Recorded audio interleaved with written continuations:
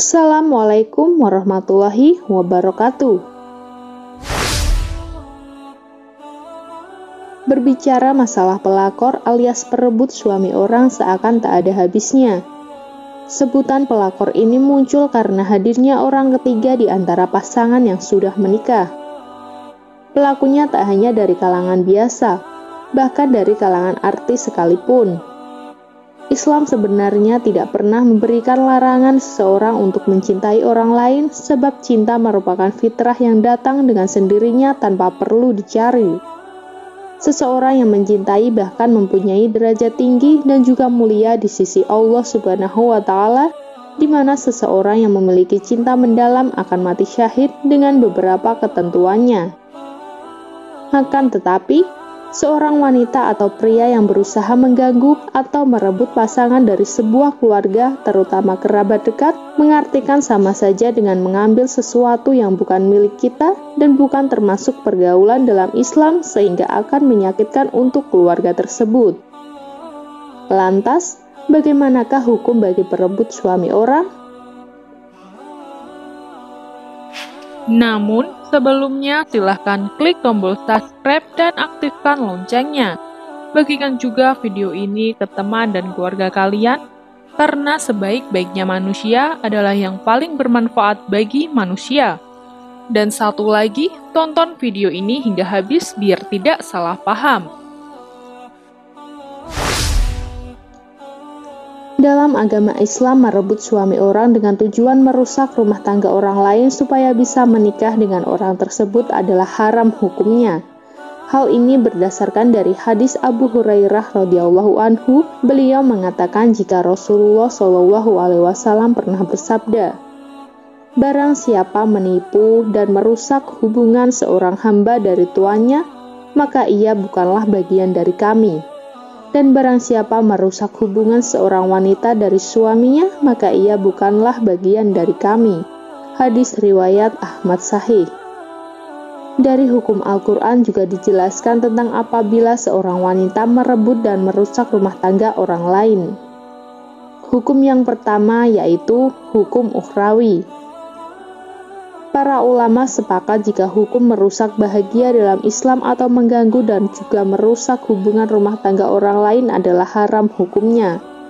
Dan bagi siapapun yang melakukannya akan mendapatkan dosa dan diancam siksa di neraka serta akan mendapat siksa neraka bagi wanita. Selain itu, Imam Al-Haythami juga mengkategorikan perbuatan dosa ini menjadi dosa yang besar. Dalam kitabnya yakni Al-Zawawir an Iqtiraf Al-Kabair, beliau menyebutkan jika dosa besar yang ke-257 dan 258 adalah merusak seorang wanita agar terpisah dari suaminya dan merusak seorang suami agar terpisah dari istrinya.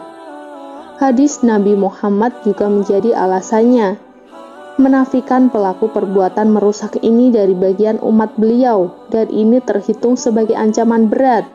Juga para ulama sebelumnya, secara sahih atau jelas, mengkategorikannya sebagai dosa besar dalam Islam. Hukum yang kedua yaitu hukum duniawi. Hukum duniawi ini pun dibagi menjadi dua hal, yakni apabila seorang lelaki merusak hubungan wanita dengan suaminya dan wanita tersebut meminta cerai pada suaminya dan sang suami mengabulkan atau sebaliknya, maka apakah pernikahannya adalah sah? Dalam hal ini jumhur ulama berpendapat jika pernikahan lelaki perusak dengan wanita korban tindakan hal tersebut adalah sah karena wanita tersebut tidak secara eksplisit dihitung sebagai muharramat atau wanita yang diharamkan baginya. Akan tetapi, pendapat berbeda dikemukakan ulama Malikiyah di mana pernikahan tersebut harusnya dibatalkan baik sebelum terjadi pernikahan atau sudah terjadi sebab belum memenuhi syarat pernikahan dalam Islam. Hal kedua adalah apabila seorang melakukan perbuatan terlarang ini, apakah akan mendapatkan hukuman di dunia? Maka para ulama berpendapat jika perbuatan terlarang ini dilakukan, maka hakim memiliki wewenang untuk menjatuhkan takzir atau hukuman yang ketentuannya sudah diterapkan hakim atau penguasa dengan syarat tidak lebih dari 40 cambukan.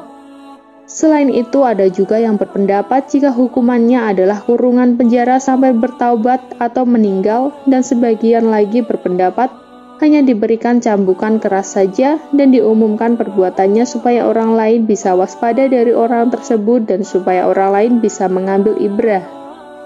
Telah nampak kerusakan di darat dan di laut disebabkan karena perbuatan tangan manusia, supaya Allah merasakan kepada mereka sebagian dari akibat perbuatan mereka, agar mereka kembali ke jalan yang benar.